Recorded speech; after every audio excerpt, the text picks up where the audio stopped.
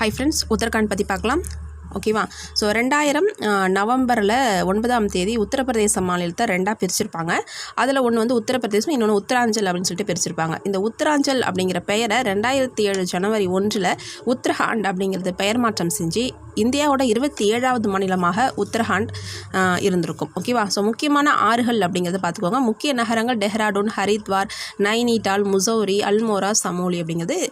So அடுத்தது ஆறுகள் கங்கை, யமுனை, அலகானந்தா மற்றும் சாரதா, பாகீரதி போன்ற நதிகள் அப்படிங்கிறது இங்கே பாயுது. பூக்களின் சமவெளி வேலி ஆஃப் ஃப்ளவர்ஸ் அப்படிங்கிறது உத்தரகாண்ட் மாநிலத்தில் இருக்குது. இது வந்து ப்ரீவியஸ் இயர் கொஸ்டினில் கேட்டிருக்கிறாங்க. ஓகேவா?